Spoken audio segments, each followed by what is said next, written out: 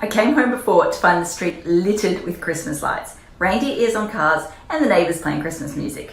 Yep, the festive season is officially upon us, so I thought I'd sort of continue that festive and Christmas spirit by dressing up for today's video. So, what's today's video topic? Unfortunately, there's nothing festive about it. I'm going to be honest with you, it's one of our more dry topics, but one of those topics you should probably still learn about. So, what is it? Well, today we're going to focus on the Industrial Amenity Overlay. What's its purpose and when do you need to know about it? So stay tuned. Okay, so the Industrial Amenity Overlay, what is it? Well, in super simple terms, it's one of the 27 overlays that Council created as part of City Plan 2014, and its purpose is to protect the ongoing function of industrial-based land uses. What on earth do I mean by that? Well, residential and industrial do not really mix well together, and residents often complain about the odour and noise impacts that are generated by industrial land uses. As our cities continue to develop, we are seeing more and more residential dwellings popping up around existing industrial areas. More and more dwellings around industrial areas means more and more complaints, and the more complaints Council receives, the more pressure that they face to relocate these existing uses out of the city. Now, this has two main flow-on impacts. Number one, it results in increased freight costs as manufacturers are forced to pay more money to get their goods back into the city where they're actually going to be used.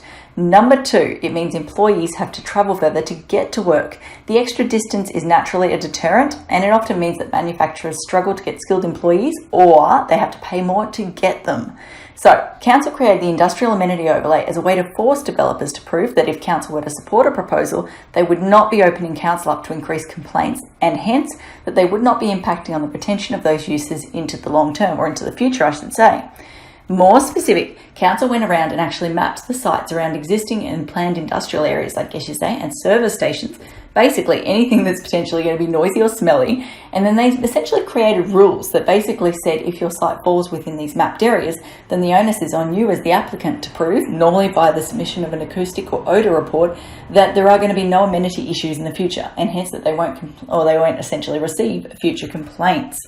So, when do you need to worry about it? The super simple answer is if your site is affected by one of the overlays, or affected by one of the subcategories, I should say, within the overlays, and if you're doing a proposal that involves something that will essentially increase the number of people living on the property, so by that I mean a subdivision or units, then you need to worry about this overlay. If your proposal is simply seeking to build a new house or to renovate an existing house and you're not intensifying the number of people that could legitimately operate or exist on that property, you do not need to worry about it at all. You can completely ignore it. So there you go. Like I said in the beginning, not exactly one of the most glamorous topics, but given how frequently it does pop up on the property reports, it's probably something you should know about. That's all I had to say for today. Until next time, thanks for watching. For all you red tape lovers out there, I have one thing to say.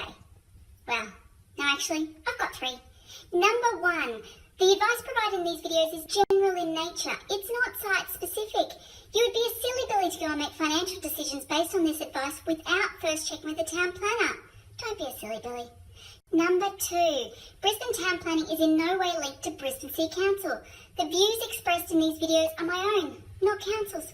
So if you don't like them, blame me, not Council. Number three, what was my number three? Oh yeah, the views expressed in these videos are accurate at the time of recording. If you're watching this video back 10 years from now, the views may not be so accurate.